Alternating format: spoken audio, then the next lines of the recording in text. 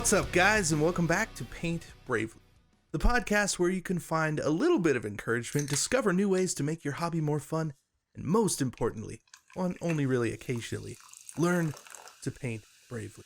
Now, Brent is getting all set up, and I've realized over the last year or so that I'm really bad at intros. I don't know if you noticed that. You probably did. You're doing a great job, Casey. Yeah, Brent thinks I'm doing a great job. You just need to stall him for a little while I get set up. Well, that's kind of my point. Is I feel like I get to the intro every time, and I've got my little scripty intro thing, and then I get to this point where I'm like, and then I'm supposed to talk and say things until Brent is ready, and then I go, Brent, what have you been up to since we last talked? And then you go, yes, and kick off yes. the podcast proper. All right, so, where do you want to start, buddy? Exactly. That's exactly my point. What have you been up to? Oh, okay. You're just gonna talk for a while and then say, "All right, I got this." I was just doing the thing, but more of a meta, talking over the thing I would have normally been talking about, but a little deeper, trying to. Anyways. Well, Games Workshop sent me a copy of Dominion ahead of release here. So this is the new edition of Age of Sigmar 3.0, and we talked about it a bit earlier. It's got the Cruel Boys orcs in it, and I built those up. And yeah, I think we can have a little chat about this. So I don't know how much you've seen in terms of the pictures of these Cruel Boys, but for many, many years I have loved the orcish races. And so it's not a bad day, to get some new orcs. And they're named the Cruel Boys, and that's spelled with a K and a Z. Starts with a K, ends with a Z. Cruel Boys. Seems very orky. Yeah, and it's orky and funny and irreverent. Except there's one funny model in the whole pack. Maybe is that the guy maybe in the two. Cauldron? Yeah, the pot grot. So there's two characters. There's one kind of like boss orc, and he has a little friend, a little grot that follows him around, and it's kind of like a father-son pair. And then there's also like the shaman or wizard orc or whatever, and he's got a pot grot to stir his wizard potions. And those are fun. Any situation where you can have the "don't mess with me or my son ever again" meme, wonderful. Yeah. And yeah, so I'm really happy about that. Except the rest of them are not funny in any way. And, even the father of both of those father-son duos, not funny. Okay. They'll be fun for some people, but they're not funny. So all of these are orcs. They have kind of the standard mouths in that, very sharp teeth, a lot of space between the teeth. And all of them look angry and serious and mean, and not a single one of them is like yelling with their tongue out. Not a single one of them is smiling or looking mischievous. They're just deathly serious, cruel boys, and they're way more cruel than they are boys. And it's like cruel spelled with a C, which is okay, but to my mind, call them something else. Make up a homonym for hobgoblins, or just make up any other thing, because they don't fit into the humor of orcs. And so why are you spelling their name with a Z at the end? Why is the word boys with a Z in the name describing these characters that aren't funny? So I think a lot of people will enjoy the aesthetic, but for me, it's orcs that are very serious, not funny, and kind of to enhance that, it's not like mushrooms and stuff all over all of them. It's mostly decapitated heads and skin pelts and stuff. And, the stitched together cloaks, except on one of the stitches you can see that it's a human hand, like it's the skin of a human. Mm-hmm. And, most of them are decorated with decapitated heads. And the heads are, in various stages of decomposition. So, I don't know. It's a more serious, I guess that's the right word for it. It's a more serious kind of force. And I don't know. I don't think it's worthy of the word boys. I think it can still be worthy of the destruction faction. I think it's a fine army. I just started painting up a couple of the hobgrots or whatever, and we'll see what I can find for a paint scheme. But yeah, disappointed that upon closer inspection they are still not funny. And we'll see where this review goes from here. But just wanted to let you know that they're not funny. That's all. They're not funny. I mean, like you said, the pot grot is pretty funny, and he does look funny, like sitting in the pot that he's stirring or whatever he's doing. Like I like that. Yeah, you got him. If you are watching even his this, facial expression, pretty serious. He's very serious. Like it's funny because he's smaller than the orc he works for, and he's got a backpack that's bigger than him with all kinds of potions and stuff, and he's stirring. Like the setup is funny. Sure. The setup is more funny than the execution, I think. Right. Yeah. And the name is funny. The name is funnier than the model, actually. The model's a good model. Yeah. But pot grot really sets you up for a funny little goober. That's true. Yeah, you would think it would be funny. I mean, that one right there feels more like a Moon Clan, or I should say. Yeah, exactly. Not even Moon Clan, but what the hell are the goblins called now? The Bad Moon, no. Gloomspite Gits. Yeah. Gloomspite Gits. Yeah. Like Gloomspite, like that sounds very Gloomspite Gitsy to me. It does. Yeah, they took whoever came up with those names and said, come up with more orc names. Sure, yeah. Or that person no longer works there, but they just took all the reject names that they came up with 6 years ago. A notebook. Yeah, they found the old notebook. Yeah. They went to the rejects from that time and were like, you know what?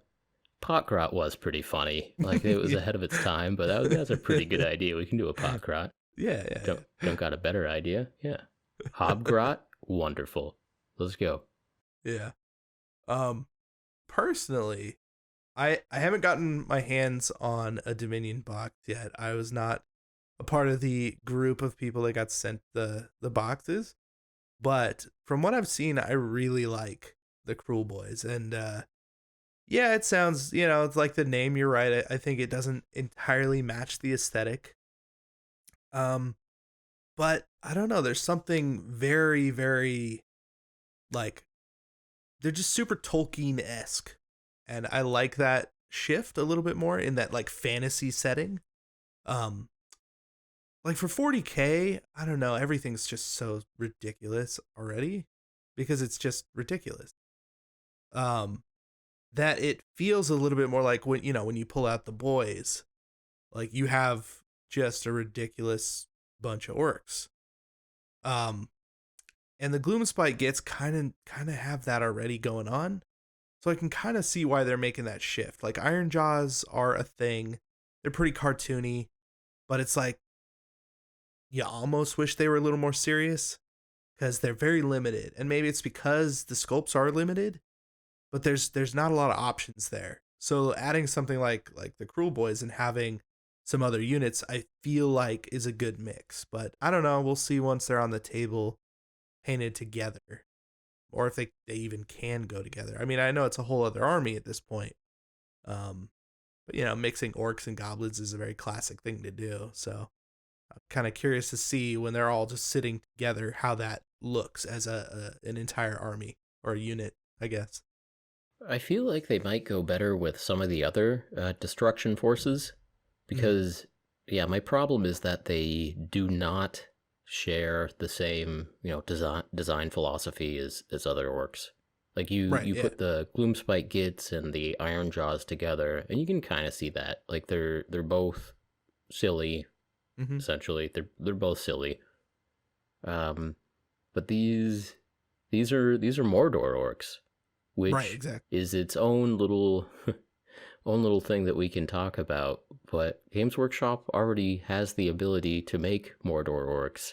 That's very true. Unless, tinfoil hat, they are preparing for the day when they lose their whatever Time Warner license or however that situation works, and they are trademarking Peter Jackson orcs as Cruel Boys so that they can still make Peter Jackson orcs. That's actually a really good idea. But I mean, they already took Tolkien elves and called them elves, and they took Tolkien dwarves and named them, I don't even know what they named them, Fire Slayers, Aether dwarfs or something. Yeah. Duardin. No. Is it? You've painted these things. You mean the Caradhran overlords? Yeah, it's hard to say at this point, but well, they have I don't know, a couple of different factions of them. I'm willing to entertain the tinfoil hat theory that the Cruel Boys are Games Workshop trying to stake a claim on Peter Jackson Mordor orcs before they lose the rights to them. I mean, that would be a really good move on their part if that is the case, because they're obviously not more, it's like they are, but they're not. The thing is, though, they've held that license since like 2001, right? Somewhere around there, or like 2000. I don't know. It's been a long time. Yeah, it has been. So at this point, Lord of the Rings has come and gone movies wise. The height of popularity, for especially like, here's a tabletop game, here's a thing. A lot of people like this movie. There's video games. There's everything coming out, right? It would be super dumb if they're like, oh, Amazon is paying the most money ever, hands down, literally ever, for a TV show, and it happens to be Lord of the Rings, and it happens to be coming out soon, for them to just be like, we're not going to up our license and sell millions of dollars in Lord of the Rings stuff. Like, that seems ridiculous. Like, I don't know, Cursed City ridiculous, but whatever. I don't know. I don't know. I don't understand how licensing works, but I can see the release of a giant new TV show coming along with changing rights for something like that. Yeah, and they other could people actually being back. interested in that in that license again, or what have you. But I do not know. I do not understand these things, but I can confirm that these Cruel Boys remind me a bit of Peter Jackson Mordor orcs, and you can spin some theories out of that if you wanted to. Yeah, for sure. But yeah, so I've been assembling orcs. That's me. That is Got cool. any orcs over there, Casey? No orcs, but I did assemble. Well, not really assemble. I rescued a model for the first time in a while, which is weird to say. I bought this really cake, and I mean, I couldn't tell what it was model, and it was a little expensive. Okay, it was like $13, but it was some kind of chaos thing. You could kind of see like the emblem on the shoulder, and he had this like big like warglaive thing, or big warhammer, ironically, and like a plasma pistol, and it was like, okay, well, this sounds cool. Like it looks like if I can get this off, like this might be a cool model. And I was thinking maybe for a kill team or something, because it's got some weapon options. I got it stripped down, and it turns out it's an Assault on Blackreach model. Okay. I didn't even realize. Okay. Okay. What do you mean? Well, in terms of the value of that model, I assume that reduces the value of that model, and you may have overpaid. Yeah. I assume I did. I haven't actually looked that up yet.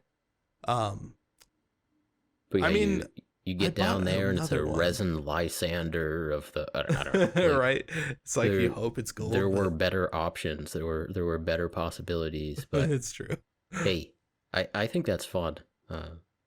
Yeah. So there's one hobby that I will get into someday. It's been on my list for 10, 15 years now, of ancient coins. And so yes. There's a lot of eBay sites that sell like just piles of filthy, dirty old coins, which is kind of cool. It's an artifact from 2,000 years ago, and most of them will be the equivalent of a Roman peso, and so they're just nasty, and you won't be able to get any detail out of them, and it's not a good metal. And but there's always the question of treasure hunting. And, for sure. I mean, you do treasure hunting, but I really enjoy the idea of just a filthy, caked thing that you have a picture of it and you do not know what it is until you clean it up. I like that. That's good. Yeah. I'll have to send editor Matt the picture so you can see what I mean. The before and after is probably one of the most stark that I've ever done. Like, nice. It is that caked. Like, I didn't realize that it was a plasma pistol, really, because you couldn't see Still in those coils. Yeah. It literally, it looks like it's painted that way, so it's like, okay, I could see that probably is that thing, but you can't actually tell. My assumption is that somebody had this model. Maybe they were going to paint it, but their kid was there, and they're like, oh, here, kid, paint this, because I've got those models. I've got like 4 or 5 of those models that I'm just letting them become caked on purpose. Like, they have been painted multiple times by my child. It's more of he wants to come in here and paint with, but I'm not going to give him anything really good. So yeah, it looks like that. And I finally got it. It's over here somewhere. I ended up turning him into, what is it? Like a Chaos Lord in like Terminator armor or something. I forget what it is. It's actually in the Death Guard book. So I'm including this in my Death Guard army because I painted him green. Because I kind of copied the color scheme that I thought was there. So I don't know. It was a fun thing that I actually haven't done in a while, and I was surprised by the outcome, like immensely surprised. So it's pretty fun. Yeah, I hope you use the word extremely satisfying or something in your right. Title for that video. Satisfying. Yeah. I don't know. I've got a feeling. Extremely satisfying rescue. Transformation. Satisfying transformation. We'll have to brainstorm a title later because I got nothing right now. I got a thumbnail though. I did the thumbnail already. I just don't have a title. Beautiful. Yeah. Beautiful. Just in case anybody isn't aware, titling and thumbnailing our videos is probably like 90% of the actual work that we do. The rest is like, whatever. Shooting. Yeah. It helps a lot though. Yeah. It does. I've been neglecting it the last few weeks, and I can tell the difference. Like, no joke. I'm just like, I can't be bothered. And so that's what happens. Like, when I bother, it's like double. Instant double. It's stupid. I hate it so much. Right. So yeah. I've been working on a few Space Marines myself over here. Yes. By the time this episode launches, we will have the answer to a very important question. Will fish eat a Space Marine lure? All right. I think we mentioned this before, but today I took 5 Space Marines, 5 different chapters. I drilled a hole from their head down to their crotch, and so that I can put in some steel wire so that I can turn them into fishing lures. So I'm curious, is this like you know how you buy fishing lures sometimes and they're like the 3-piece with the metal wire down the middle, and it's like the head of the fish, the torso, and then the tail. And the out of the end of the tail is the hook, and it's kind of separated so it can kind of move like a fish in the water. Now, it's not articulated. It's not articulated. Okay, I'm just wondering how separated is this Space Marine? Oh, that would be hilarious though. Yes. If I like one of those dolls, like that flop around, like a marionette. That's what I'm talking about. Then you see that in the water, and he's just floating around, Space Marine. And then you pull him up, and he kind of swims. That's there might be money in that, making a Space Marine marionette, and then trying to get him to walk around your table. Yeah. I mean, you could probably do that with like one of the McFarlane action figures. I think the joints need to be really loose. Oh yeah, there's actual gaps in those joints so that you can lift it with the thing. But I mean, you could do it. Somebody could. But anyway, somebody do that. Maybe I should sell my Space Marine lures on eBay. So, look, if you start catching fish, take some really blurry pictures of them so that you can't quite tell what's going on, and then they show up in the mail and they. Look, if you end up catching a fish with one of your lures, send me some, and I will fish in my area and see if it is just if it was a fluke, or if this is a real thing that you could market. So they're about the right size, or at least for the lake that I typically fish in. Yeah. I was a little bit worried about the weight, because you need a little bit of weight for your lure to be able to actually cast it properly. Sure. But, the plastic for a Space Marine is still weighs thick. more than like the balsa wood minnows and stuff like that, more than the Rapalas.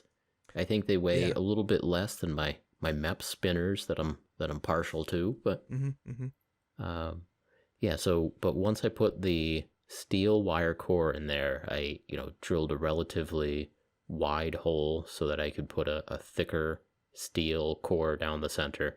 I'm not relying on the actual Space Marine to bear any weight here. I wouldn't expect it to. No, it's a lure. It's not supposed to necessarily hold the weight. That makes sense. But yeah, I went to the hardware store, and I went to the sporting goods store, and I bought a variety of hooks and weights and leaders and everything. I think I came up with a pretty simple design that has a chance. The only thing I'm a little bit worried about is whether the treble hook like swings back during the cast and just latches onto the Space Marine backpack. Sure. I mean, that's a problem anyways. It's a problem with every lure. So. I think it's going to be more of a problem with these, but we'll find out. We'll find out. And yeah, I've got a Dark Angel, an Ultramarine, a Blood Angel, Imperial Fist, and I'm going to do an Alpha Legion. And then I figure I'll paint those with reasonably bright colors. I'll get a lot of hard, shiny varnish on there. Turn on the GoPro and see what happens. But, I'm so much more excited for this video than any video you've ever made or any video I've seen on YouTube in the last year. So we're talking about thumbnails. The thumbnail is either just going to be these 5 lures lined up on a table, dude, it's got to be or you on the bottom holding of a boat. Big fish and then holding a we will see if there are any fish involved at all. But, I mean, okay, yeah, that's a good point. Don't you got to take a grain of salt with fishing trips. You just calm down. Oh, of course, okay. Of course. And I'm blessed that this lake I go to in Maine is pretty well stocked because it's, out in the middle of nowhere. And this is part of a whole other story, but it is my job. So this is coming up this weekend. I'm going on a little fishing trip, but the reason I'm going this weekend is because I am in charge of sort of chaperoning some 18-year-olds having a graduation party. So interesting. Okay. This is my little cousin, and she's graduating from high school, and they're going out to the lake, and nice. They need someone to be able to drive 100 miles to the hospital for when someone needs their stomach pumped or someone breaks their leg or right. I don't know. So I'm going to be staying sober and fishing and trying to stay out of their way. And but we're not promoting underage drinking of alcohol in any way. Just throwing that out there. Not promoting that. Don't do that. Yeah, I don't know. Yeah. If anyone needs their stomach pumped from eating too many Enfuego Takis. Yeah. Those Takis are dangerous. And I actually bought a bag so that I could sit here today during the podcast and drink my soda and eat some Takis, but I burned through those Enfuegos. I can't do those. Yeah. I can't do even hot Cheetos, hot whatever. This is every variety of that now. I just can't do it. It took me 2 or 3 days to get through a fairly small bag, but They are addictive. You eat 3 or 4, and then that's enough. Your fingers are hurting after 3 or 4. Right? But, Yeah. No, I just. but you still come back in a couple hours, don't you? No. My wife okay. does. Yeah. She'll go through hot whatever. Mm-hmm. But not me. No. Not for me. So I'll let you know how my weekend goes. Should be all right. Yeah, we'll get an update next podcast for sure. Yeah. That's going to happen because we're going to end up talking about your fishing trip. And since we're going to be talking about that, we'll talk about them both. We might as well. Update on visiting the hospital week, whatever that does. If I just get far enough away from shore and don't hear the screams. Yeah. You know, what's the word? Plausible deniability? Yeah. Yes, that's exactly what it is. I was fishing. What? Okay. Anyway, that's my future. It should be interesting. Yeah. I mean, I got more stuff. Like, what? Are we evening out the news here? I mean, I suppose I got more news. I got more news. You got more news? Okay. I'm sorry I doubted you. I mean, it's on the paper. Okay. Scroll. Let's see. Yeah. Speaking of the future, I'm going to be helping judge the painting section of a 40K tournament pretty soon, in a couple weeks. Yeah. Cool. So there's a 40K tournament happening in one of my local stores, the newer store. It's a pretty big tournament. Seems like a lot of people are going to be there. And I got a random email that was like, "Hey, you want to come down and help judge this painting competition for the thing?" Or it's like the painting scores for your army, right? So I just said, "Yeah, what time?" So I'm just going to show up and see what happens. Should be pretty cool, though. Yeah. Yeah, that's exciting. Yeah. I just had a mental image of you, I don't know, setting up a table next to your van. Bring them here. Let me see. It just says judge. Yeah, bring them here. I mean, that is not a bad idea at all. Like, that's pretty sweet. I could do that. Think about it. I mean, I don't think they want to take out their stuff out the store, but Nah. You come to me. Next, please. Mode lines. Just super irreverent about it all. Yeah. I've never, I mean, that's not true. I have judged a painting competition before I've been a part of, and so have you, actually. Mm-hmm. And that was fun. And then this just kind of came up, and I thought, why not? Like I paint semi-professionally and know things about it. Like, it sounds cool. I mean, you'd say yes, right? You'd definitely say yes. I'd do it. Yeah. Yeah. Why not? Yeah.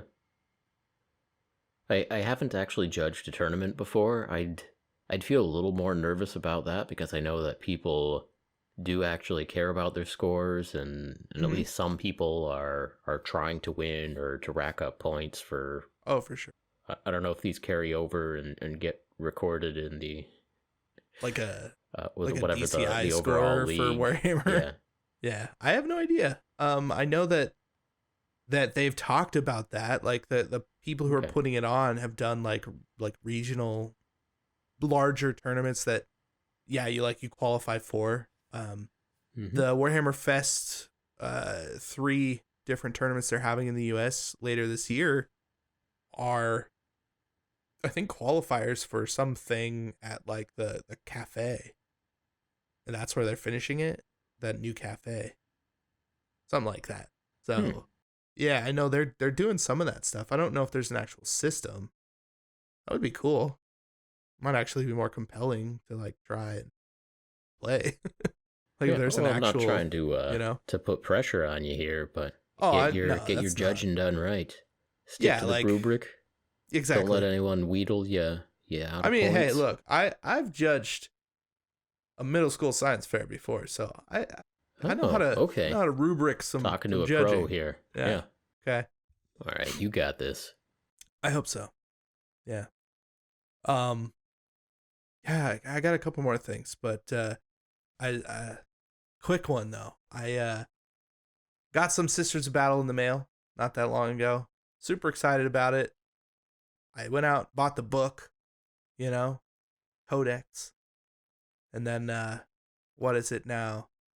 Been 2 or 3 days. New Codex just came out. It's got to be one of the worst feelings you can have in Warhammer. Oh, wait, what was the elapsed time between you getting Like the 2 old weeks. one? How many weeks? Like 2 weeks. Okay. Before they announced it, yeah. Oh, before they announced it. Okay. Yeah, I didn't know that it was coming out. I just assumed, like all Sisters of Battle releases, it was going to be another at least 25 years before another Codex came out. So I felt pretty good about it, thinking, I'll have the Codex. If it stayed on pace, yeah, it was going to be another 20 years before they got a release. But yeah, then all of a sudden this surprise release with new models and a whole new book. Yeah. It's a real feel bad. Sorry, buddy. Moment. Sorry, buddy. Yeah. Well, I got something in the mail that made me feel pretty good. I got it just here. All right. You ready for this? Okay.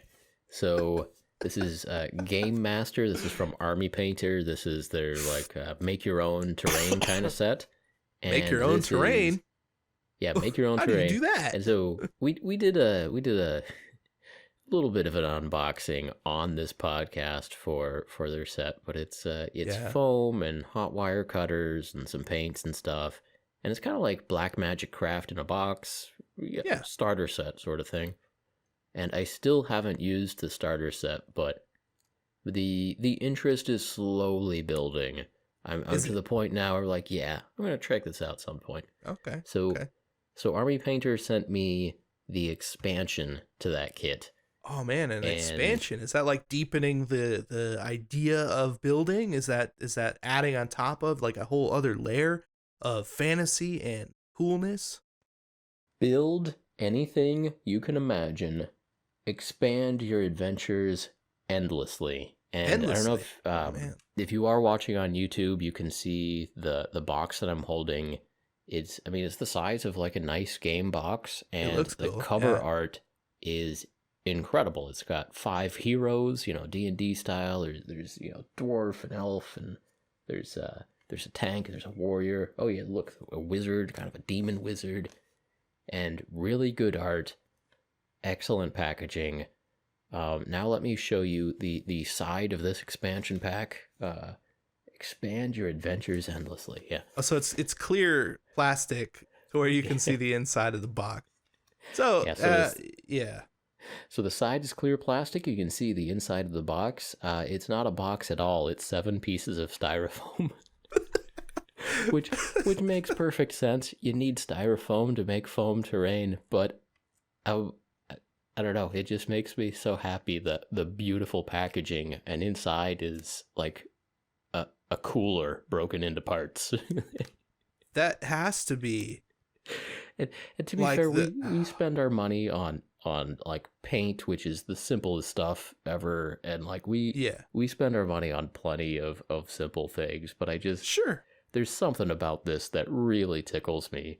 And so Army Painter sent me something else at the same time that actually really does interest me, and I think might actually be cool.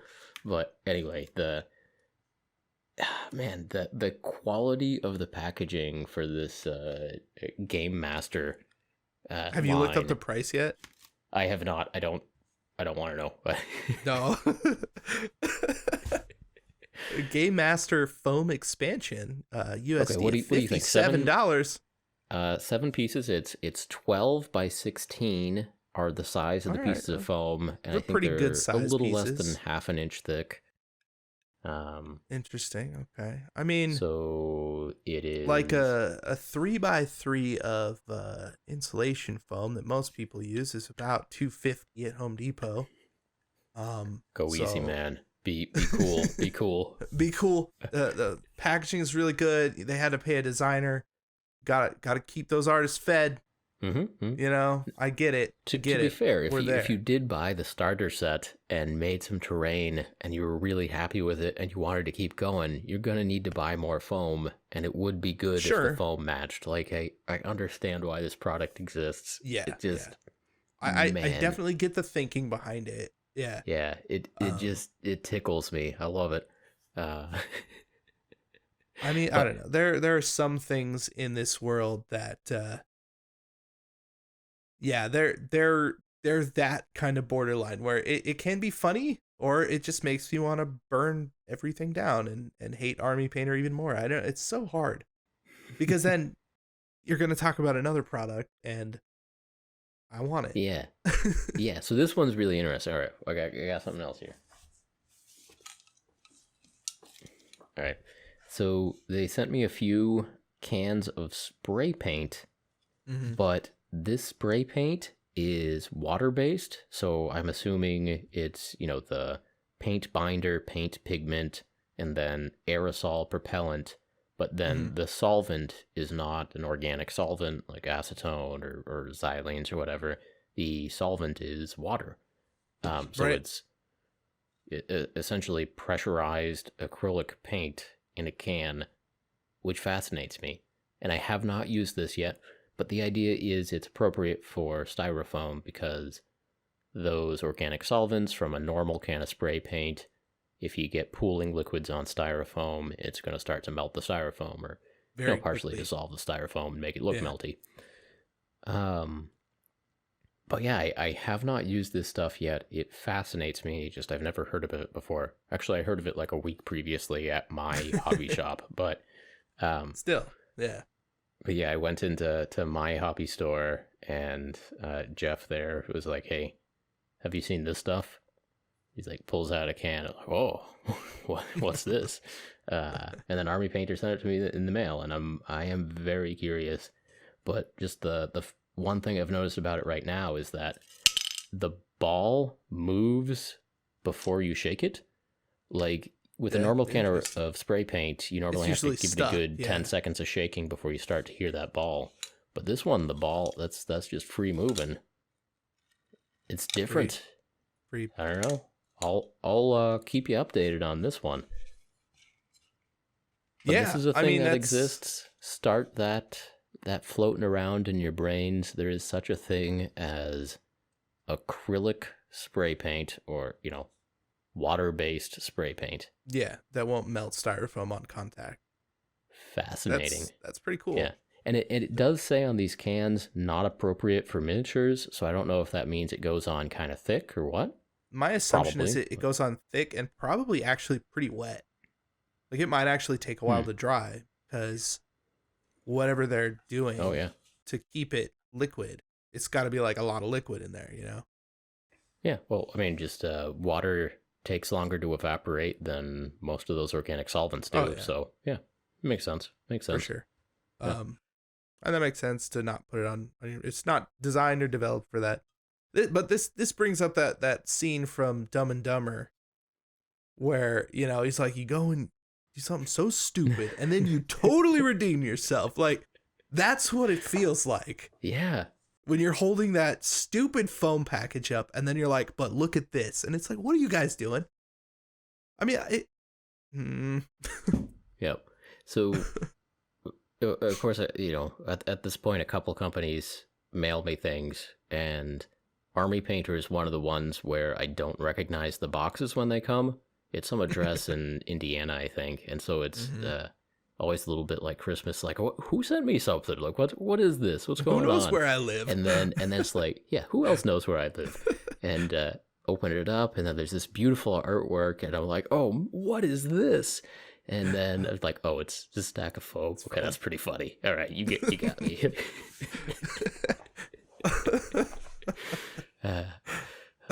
Look, I haven't used the first box of foam you sent me yet, but you know what? Maybe now I will. You got me. Yeah, really. But yeah, for real, I'll try maybe one of the tutorials in that starter box, and then just really get into some old Black Magic Craft stuff. Yeah, you might as well if you have the material. Yeah, no, It couldn't hurt. I am curious. It'll be a good learning experience for sure, and an excuse to try out water-based spray paint. So For sure. you totally redeem yourself. That's so good. Yeah. Oh man.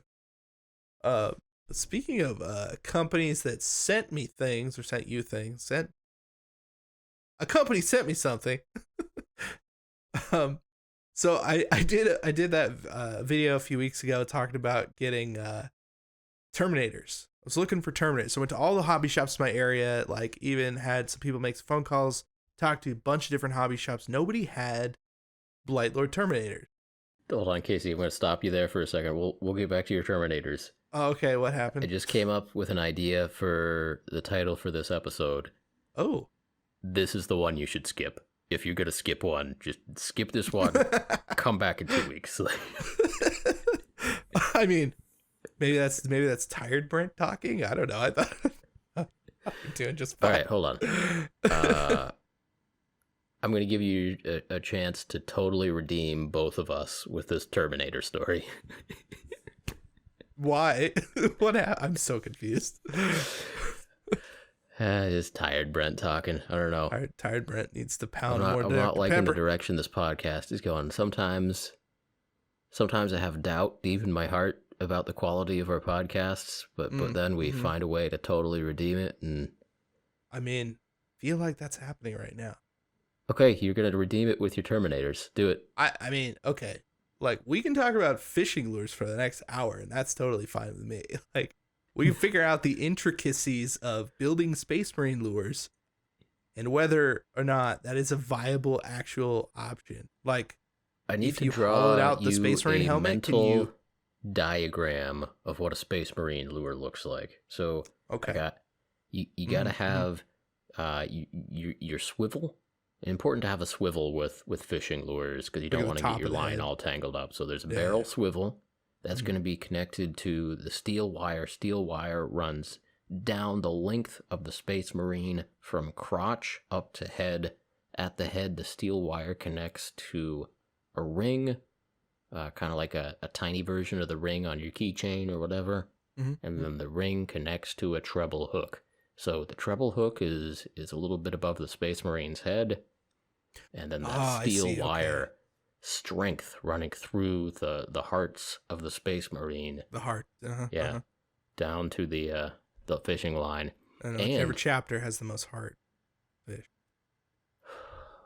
I'm telling you, I'm going to have people place their bets at the beginning of that video to, encourage people to be commenting throughout the video. Absolutely. Multiple comments per person. Absolutely. And I think I am going to restring my fishing pole with brand new 6-pound test monofilament line. Oh, man. I mean, they're not big fish, but 6 pound. I don't want to use 3-year-old line and be losing all of my Space Marines to the big fish and the. That's a good point. Rocks. I mean, if anything, maybe throw on a steel leader on there too, just to. I was thinking about it. Yeah, that's good. Yeah. See, I was thinking about this backwards. You've obviously turned it around for me. Literally, I thought that the stuff was going the opposite direction. And I was curious about how that would work. This makes a lot more sense. Yeah. I originally was thinking of the hook between the leg, but I was playing around with variants, and sometimes you just need to have your supplies in front of you and do some experimenting and see how your conversion is going to go. Where the bits that you want to incorporate on that Space Marine are going to look the best and work the best and what's possible and aesthetically pleasing. But yeah, I figured the hook just above the head would work out all right. I think it will. Yeah. And you know what? I thought about making one of these a Terminator. And maybe if I have a little downtime tomorrow, maybe I will make a Terminator. But yeah. Is that what you're going to do with yours? My Blightlord Terminators? No.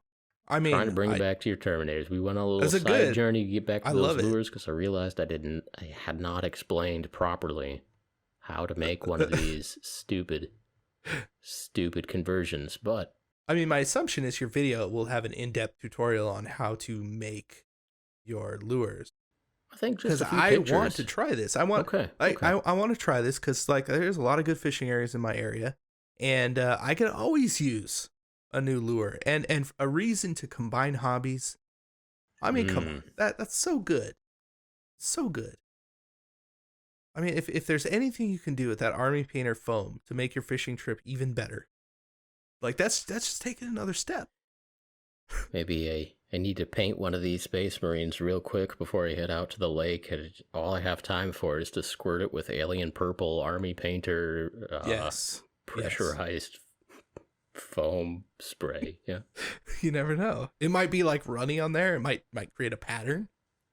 You know what I'm saying? Oh, especially fish love like that. a gloss coat. Yeah, they like different patterns. See, what I was thinking is I mean, you were saying you were going to do 5 different chapters, right? Like Alpha Legion. I'm gonna put my money on that right now, because if you're doing the color shift metallic-y kind of, you know, it's that like blue and green like underwater fish scale kind of look. Like some fish really like that. They like to eat the little fish. It's very reminiscent to fishes. I think that's a high chance on there. The yellow, like the Imperial Fist, like yeah, bright yellow. I've got a couple of like real big spoons, right? Spoon lures, if anybody knows what that. And there's a treble on the end of that. And like it's like a bright yellow one with like a red spot on it. And man, like that is a good one. Fish like yeah. I think it's also going to depend on the angle that the various chain swords and power swords are at. Probably. I think you might get a little bit of either a wiggle or maybe even a spinning action. Probably it's just going to be like an awkward wiggle, but fish like that. You know what? I'd almost say maybe you should up your odds here. Get some Stormcast and maybe work with the shields to see if you can get that to like turn in the water. You know what I'm saying? Like yeah, you can get that to do something. Yeah. There's so many options here other than buying real working fishing lures. Like it's so good. No, the Terminators that I'm talking about are for an actual game of Warhammer, and I was kindly sent them by the company Warpfire Minis. They have done well. They're a local shop down in like I think it's Florida, so it's a little bit above Orlando. And I've been working with them since they started, and since I started, I reached out to them on eBay. Their first company I ever reached out to, and I'm like, hey, you know, like maybe we could work something out. I had 300 subs, I think, at the time.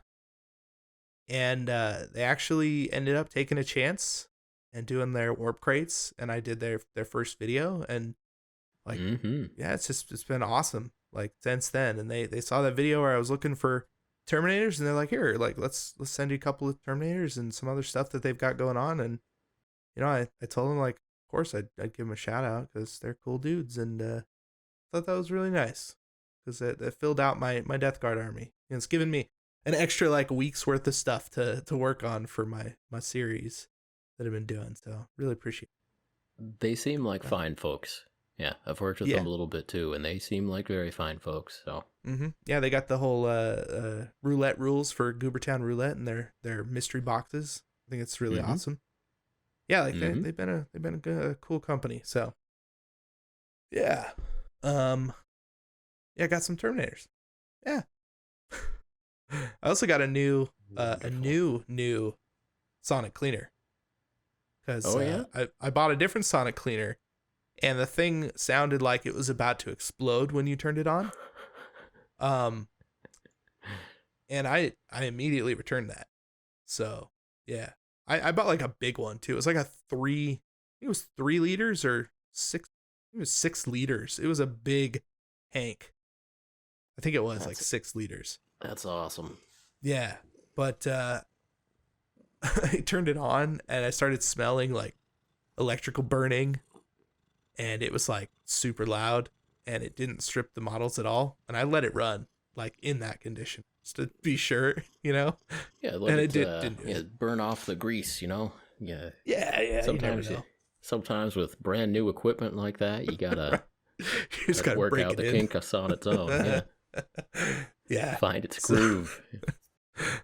I returned it, and I got a newer one that had like it had good reviews on the other one. I think I just got unlucky, but I picked up another one and it works really well, and I'm pretty happy with that. So yeah, that was my mail time this week. That was pretty good.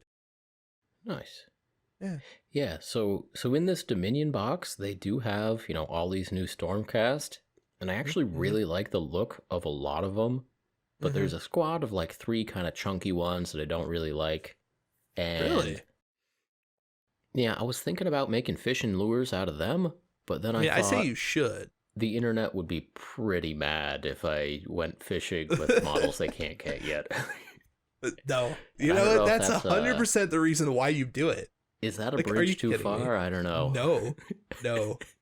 It's a river near. I don't know. I mean, I don't know the rules. Maybe they're just going to be like the hot thing, the model that everyone's trying to get extras of. And those 3, if I went fishing with poorly painted, like army painter spray painted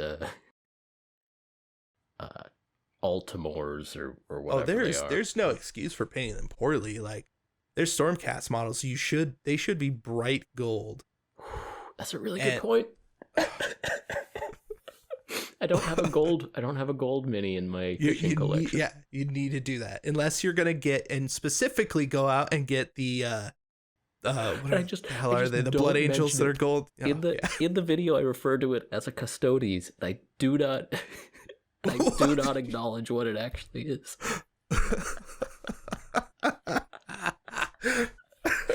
A Custodes proxy, I'll call it. A Custodes. Oh, yeah, but you know what? Be sure to actually show it, please, because I want to see that comment section. I'm like, what? Wait, Brent just put that new Stormcast model in the water.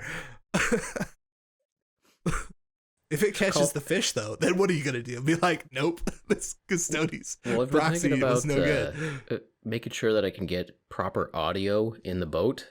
So I think I'm gonna carry around, separate lav mic and everything, so I can talk to the camera a little bit in the boat. But just be like, all right, I'm gonna switch to my Custodes now. We'll get him, strung up here, and a lot of shiny gold on this lure. So I think the fish might really like that here in the fading sunlight. And did I just hear screaming from the camp? Nah, I don't. We got to get this fishing done because the sun is going down. And this is a chunky Custodes. I didn't know they came like this, but let's go. I mean, it sounds too good to be true. That's what it sounds like. I mean, you have to, right? Turn like on you me. can't They'll not. turn on me. They have the shields. They got the little twist in the water. Like it's all there. It's all there. Oh, those so are stupid. I like it's those so models the best out of the new Stormcast. The chunky ones? Yes. Okay. I do. I'll turn them into fishing lures and send them to you. Thank you. And then I'll rescue them and turn them back into working models. All right, we're gonna. These fishing lures are garbage. Let's try and save these.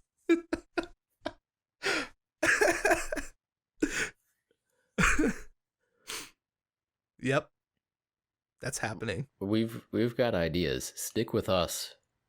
We've got ideas. You want to talk about the parade float? The what? The parade?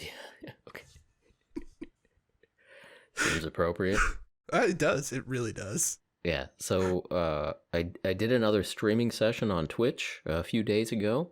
And I've been working on this Pride Marine, which I'll publish that video eventually, but it's this extra large metal Space Marine model, and painted him a nice shade of blue. Put some Pride flags on there, some rainbow colorations, and he's really close to being done with the painting. And so I turned on Twitch stream and like, okay, we're gonna finish this model up on stream here.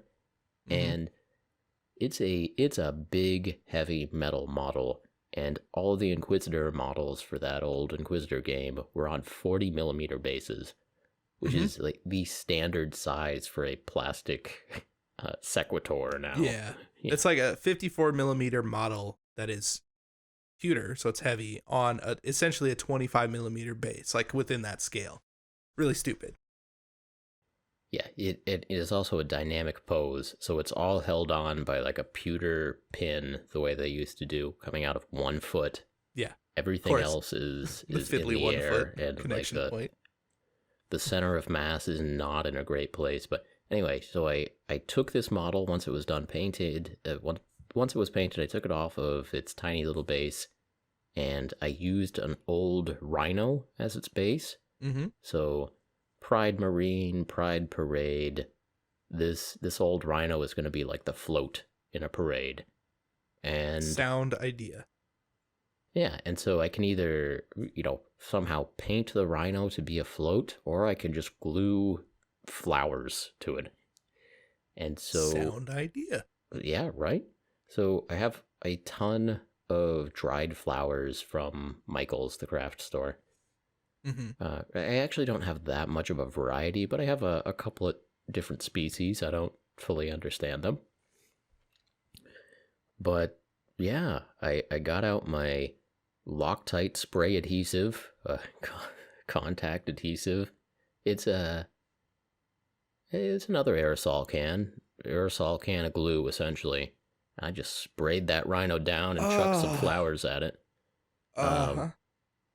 Now, it turns out that something in that spray adhesive definitely reacts with the varnish. And so, yeah, in the spots where I hit, the Space Marine's leg and maybe one of the Power Fists and a couple little spots here and there, yeah, some weird stuff happened to the paint. Started bubbling up. Live and learn. I mean, to be fair, I was watching that stream and I was typing. And I mean, Twitch has just enough of a delay. Like, screaming no at my monitor. Like, typing in all caps, no, Brent, no! I thought you were joking.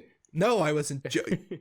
Was I joking? It's hard to get tone with text. Yeah. I know. I should have just, like, called you. I don't know. That would have been too much, maybe. Like, I don't know, overstepping my bounds when you're streaming, you know what I'm saying?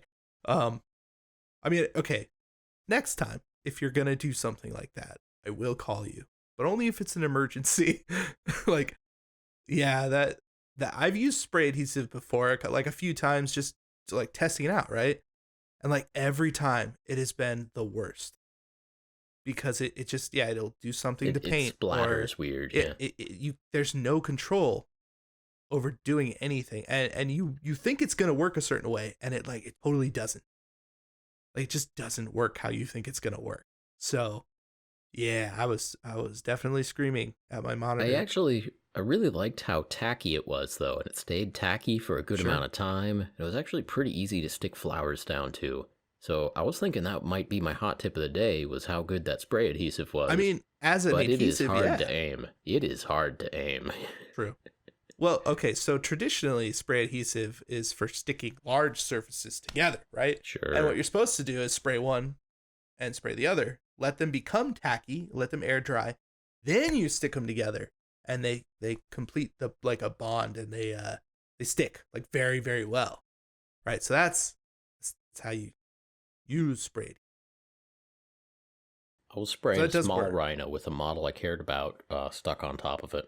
Yeah, I mean, I suppose if you had taken the Space Marine off and, like, put him on after the fact, like, it probably or like shielded him, or hobo shield. Yeah, saw that word come up like 4 or 5 times in the comment. Hobo shield specifically. It had been a long stream at that point. It did. It was.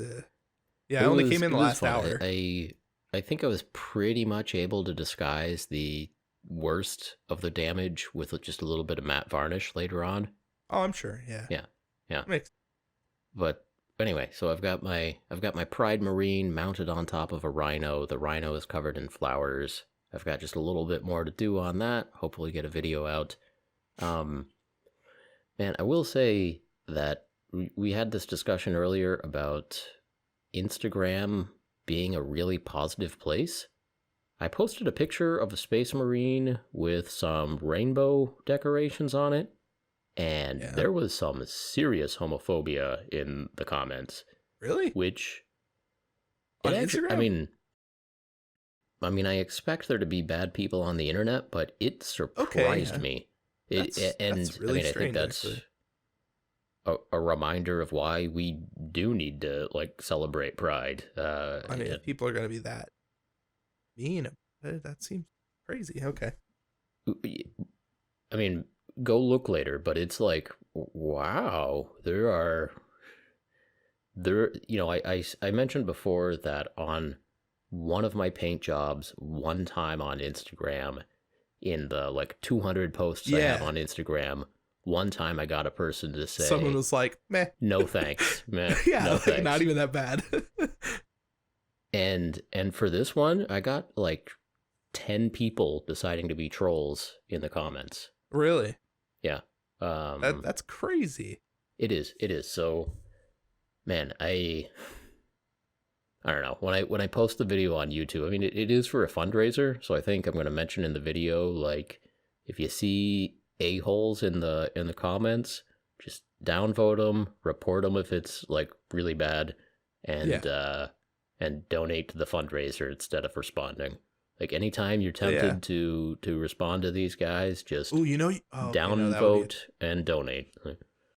I was going to say donate a certain amount of money for every terrible comment there is, but then you just get terrible comments. You got to be careful not to encourage it.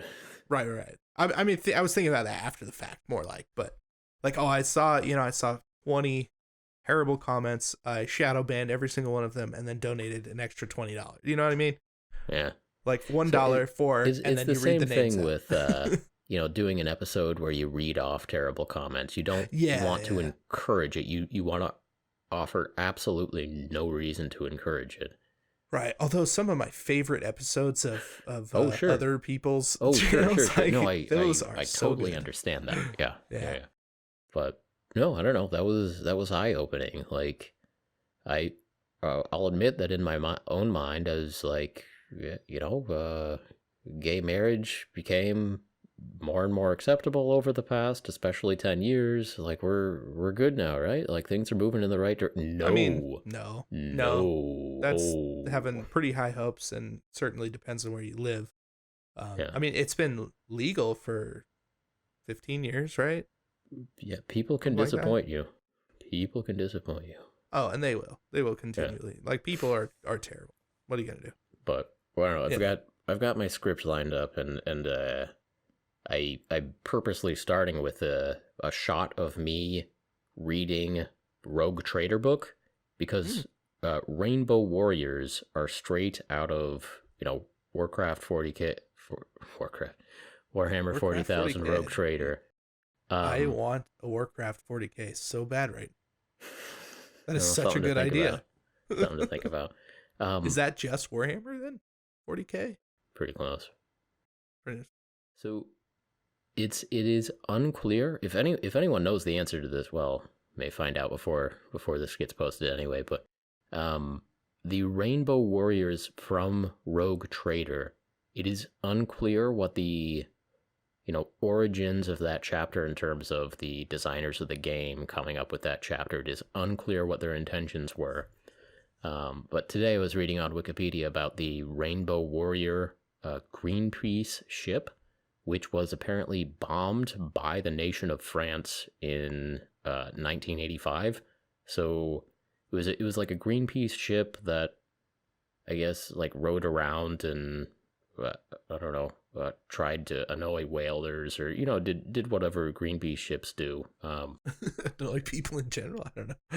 I don't know. I mean, I assume they had good intentions and all that. I don't know what they accomplished, but apparently when this ship, it was the Greenpeace Rainbow Warrior was the name of the ship. It was in the port of Auckland in New Zealand, and special ops people from France attached bombs to the hull and sunk it. I don't know. There's some crazy history in the world, and the more you learn, insane. But But anyway, Rogue Trader was written like 2 years later, and so the Rainbow Warriors chapter could have been an homage to that.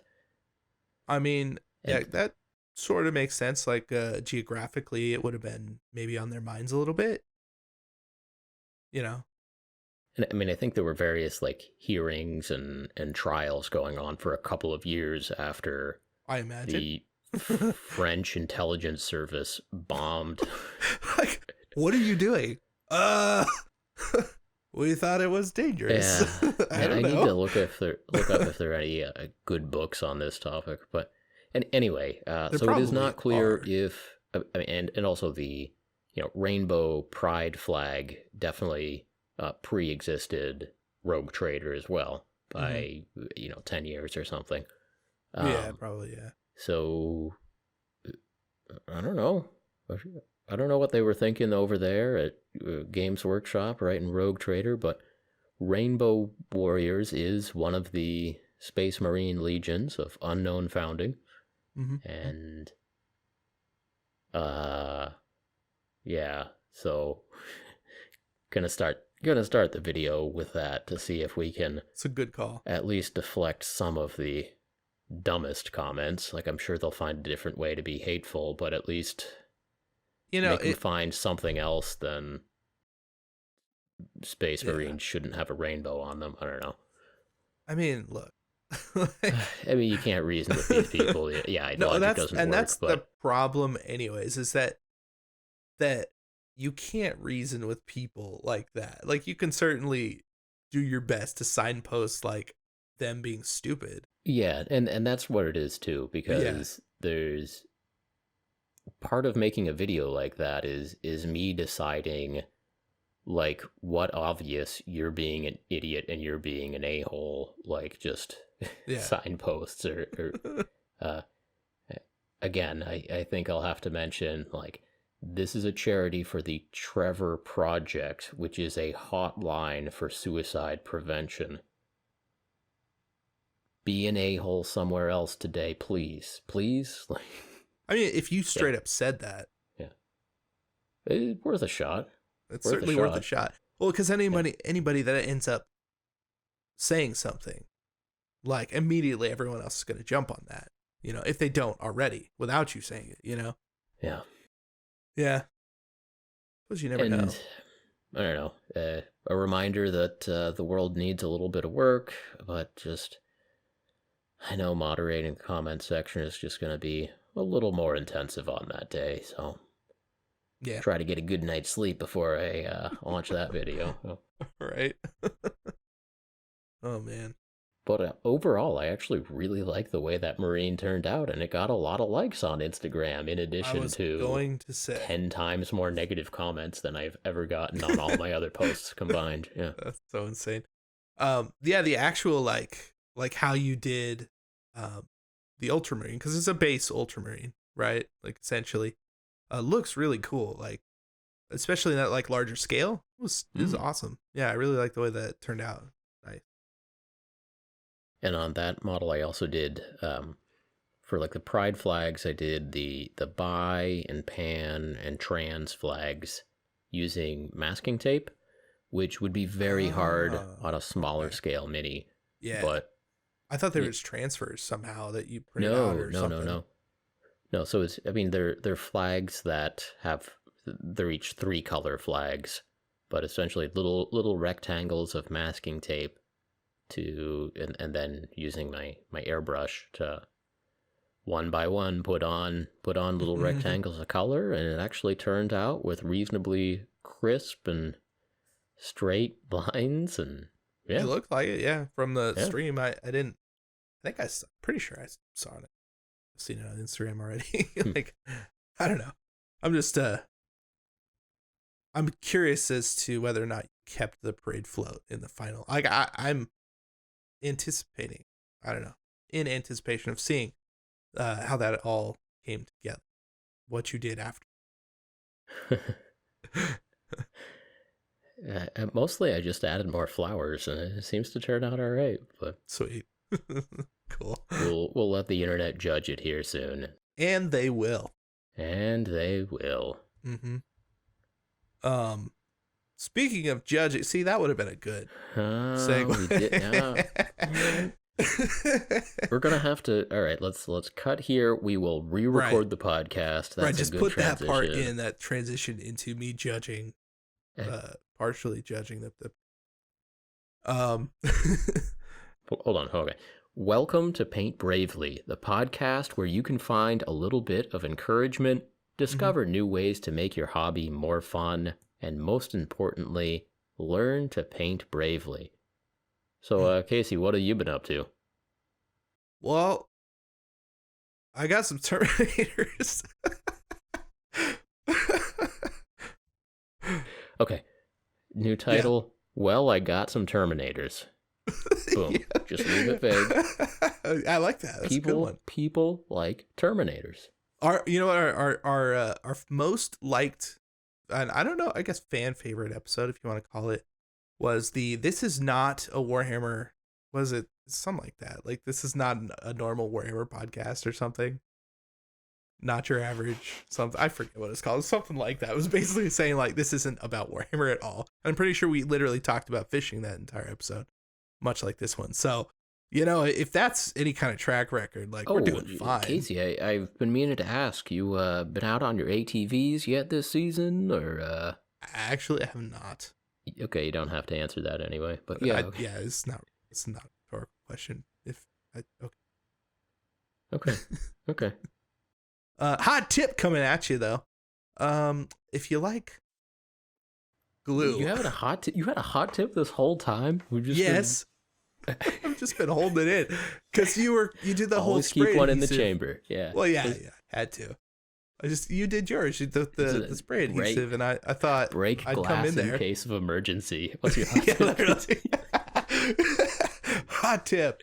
If you're into buying super glue to put your models together, or you just like to have super glue around, like most hobbyists do, check it out. If you go to a dollar store, or I'm assuming like a pound shop in England, I think that's what they're called.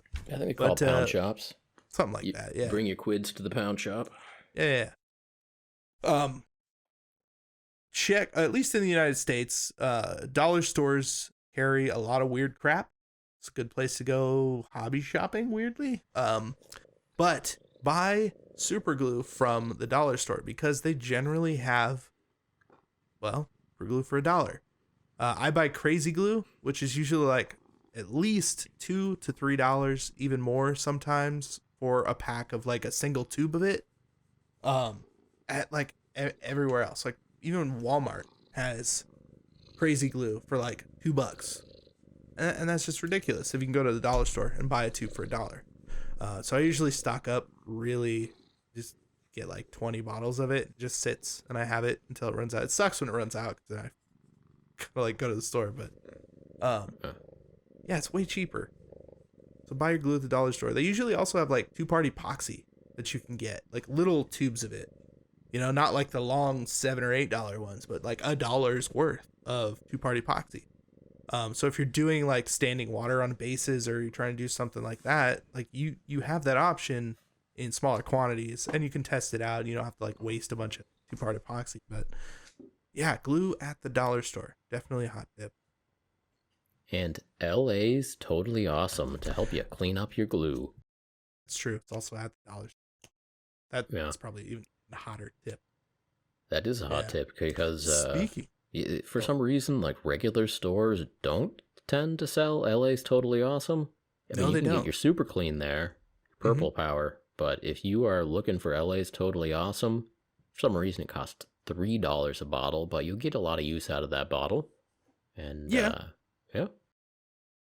but $1 a bottle at the dollar store, and every so often, at least my dollar store, they'll have the gallons. The full-on gallon, and they'll just be like, well, we got these gallons in, I guess they're $1. So yes, please. Well, I will buy multiples of those.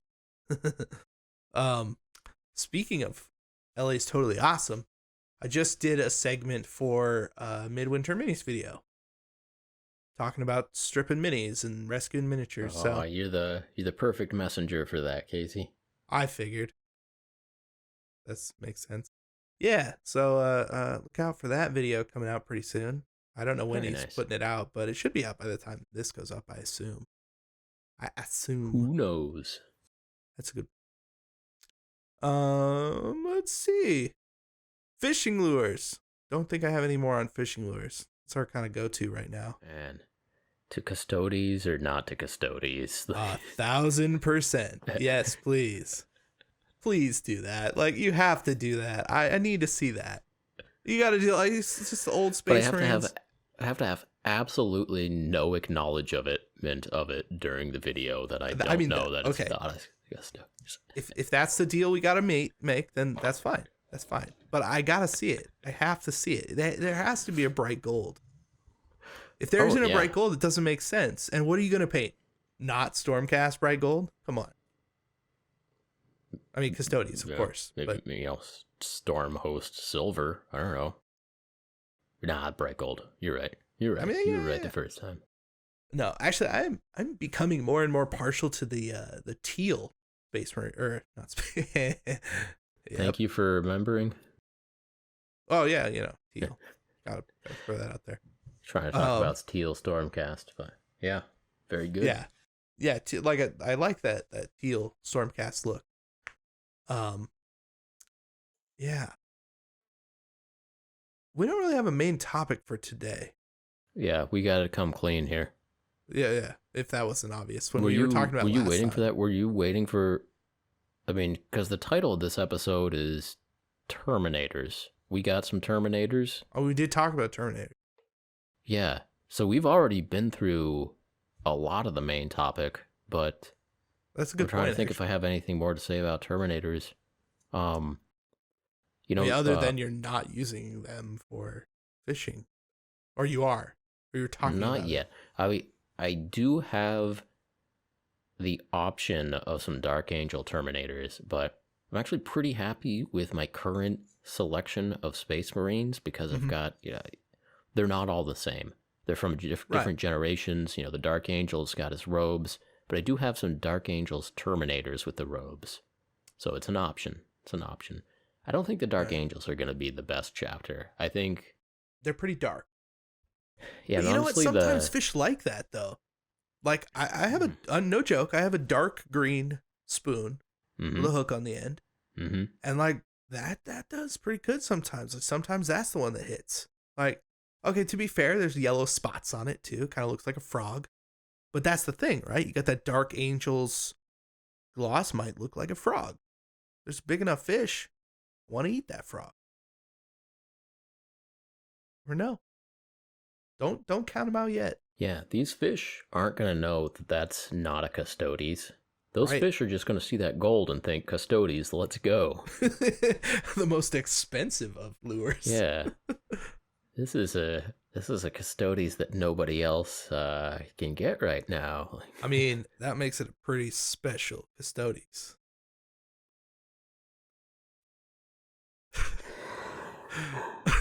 Please tell me you have something else to talk about with Terminators. I mean, we don't have to call it that. Like, this episode doesn't have to be called Terminators. All right. Well, you've got about 30 seconds to think of a main topic here. Oh, a main topic. I wasn't even planning on. Doing a main topic. I don't. Oh. You want to talk about sun dropping?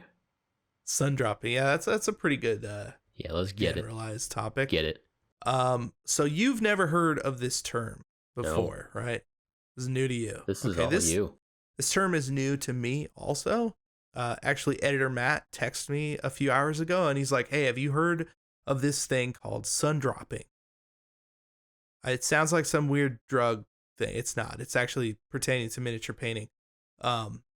There's a Kickstarter going on for the Witcher board game. And one of their options where you can pay more money is to get sun-dropped miniatures. Sounds weird. They look weird.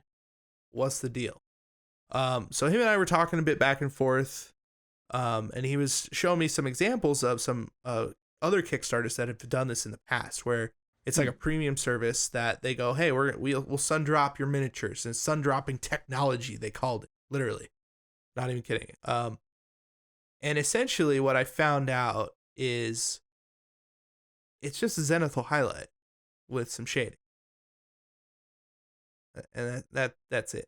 I'm not sure why they're calling it sun dropping. They literally mean like as the sun falls, zenithal. You know what I'm saying? That's a good look. Right. It's a good look. For like the cheapest, easiest paint job you can give, as long as you're willing to fire up a couple of air compressors. Yeah. Right, but I'm thinking what they're doing is they're taking their gray plastic. Mm-hmm. They're not taking the mold lines off at all, if there are any, which there would be, because they don't care. Spray painting the things black, and then from above, just using white spray paint. I'm going for it, is my guess. And then dipping them in some army painter, like quick wash, like a dip wash. Quick shade, yeah. Yeah, that's my assumption, because that's kind of what it looks like. I'm not sure what the actual point is, other than saying here's like some partially painted models that you paid more for. And I mean, I get it. Like that takes time to sit down and you're doing some steps, and you got to do a lot of those if a lot of people are ordering it, and it's probably going to be a big Kickstarter. But it does seem strange to me that they would make up a term that already technically exists in miniature painting, and then upsell. They're trying to sell it, market it. Sure, I mean, I get, I guess Army Painter just did the same thing with foam, right? Yeah. But I quickly did some like research about it, just Googling it, seeing if there's some videos, and there are videos of people calling it that. There are models being sold as like, these are non-sun drop, these are sun dropped, and you can buy them for your board game. Yeah. Oh man, it is always fun to find a new subculture. Right? It's so weird. Because I feel like it's a subculture built on lies. Some are, yeah. That's a very good point. It's a very good point. But it's strange that, like Kickstarters have now taken this direction of like doing this kind of pre-painted style of model. I mean, because there are services out there that do exist currently, that are in production currently, that do pre-painted miniatures for games, and like large scale games like HeroClix. HeroClix is an all pre-painted model game. You buy them, they're already done. They're in the box. And I mean, they come out with sets pretty often, and they're pretty large, 150 miniatures per set, that kind of thing. And they're all painted differently, Mm-hmm. So there's a company that's painting those. I don't know why. I mean, maybe it costs a certain amount of money, but then if you're willing to spend, it's a whole thing. Like, why not go that route? Why make up words, I suppose? I mean, sun dropping has to be so much easier than yeah. I mean, probably cheaper. Or like I was into the D&D minis. I love those. The random packs of painted minis, and pretty simple paint jobs, but they got the idea across. There's a fair bit of dry brushing, and then some very simple color blocking, and I'm actually really curious, like what paints and varnishes they used on those. Maybe I'll figure it out someday. But that's actually a question. I mean, I don't know. Most of the time, like you get HeroClix, and you can see through some of those paints. Like they're not fully opaque, so it's hard to say. They don't look good. Oh, not great. No. Like they're generally like you see the derp, the pictures of up close faces, like those. That's what they all look like. It's like, here's Superman, and he's like, eyes are going which way and that. So yeah, it's like, it's real hard to get over the whole idea. And I've known people that have they played seriously, and they painted all their miniatures. They repainted them all. That's what they did. That's how they got into miniature painting. Although I wouldn't recommend it, because that plastic is like super bendy and gross, It is. Yeah. not worth painting. Yeah, but if you're just playing games, I mean, pre-painted miniatures aren't that bad, and sun dropped is just a different style, it sounds like. So I mean, it's if you're a zenithal okay highlight. with if you're okay with red plastic and blue plastic and want to upgrade to the sweet transitions of sun dropped red plastic with a little bit of shading, hey, there you go. Maybe what I'll do is I'll bust out my Cursed City box. I'll build them all, and then I'll do a whole video on like sun dropping Cursed or City. you know what I'm gonna do? I'm gonna coin a new term. Call it moon drop. I'm gonna paint it all blue like they're in the moonlight. That's what I'm gonna do. It'd be pretty funny if you got sued by The Witcher. Well, they weren't the first ones to bogarting come their up with it. That would be great. No, I saw a German YouTuber using that term in their title, and that video is still on YouTube, so I don't know what they were saying, but that video was there. So they got to go through that dude first. Yeah. And they will. They'll do what they have to do, Casey. If they see that it's picking up steam.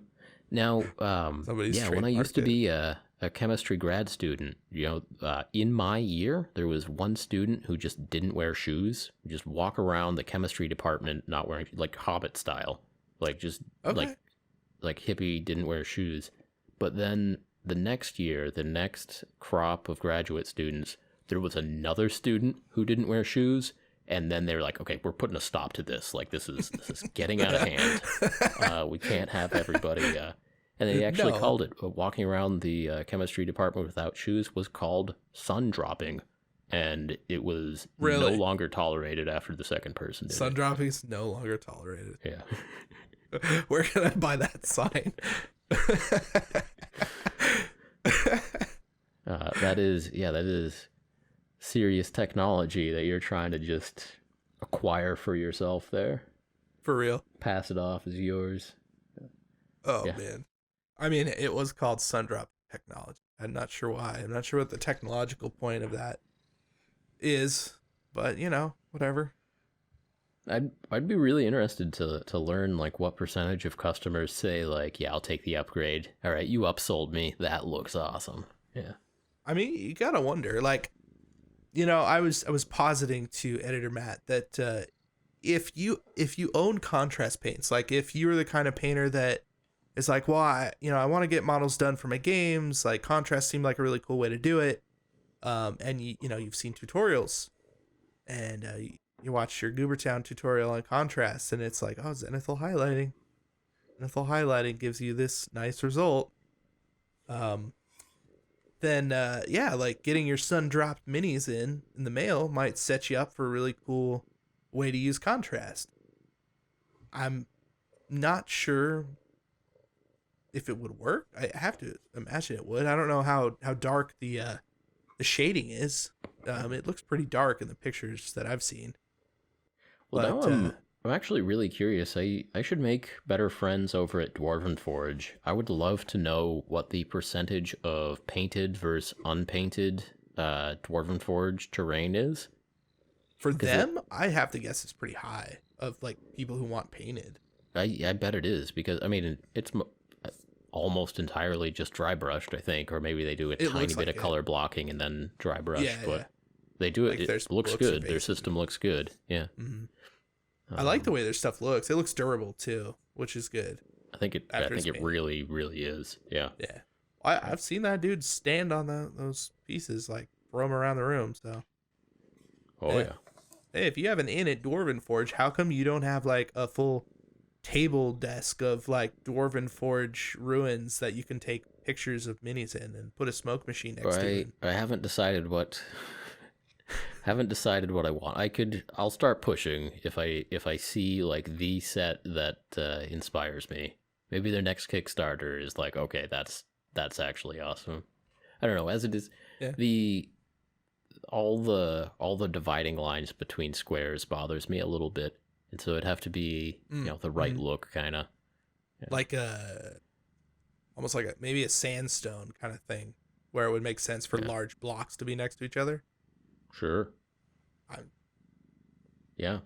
Absolutely. Yeah. Yeah. Right, See, Casey. Well, I've got some cats piling up over here. I do see that. Well, I mean, you obviously put the cat box out like in front of you. Here. Yeah. And we got one in the box and one looking pretty jealous outside the box. So, well, your Indominus box is literally arm's reach. We might have to wrap this up here, Casey. I'm Seems good. My time's running out. I'm looking for the closing. I still haven't memorized it. Don't judge me. Stay footloose, everybody. Yeah, really. Thank you again for joining us on another episode of Paint Bravely. If you enjoyed this podcast, please help us out by leaving us a review on iTunes, subscribing to the YouTube channel, and sharing this message with your hobby friends. As always, we appreciate each and every one of you for listening, and we will talk to you next time. Talk to you next time.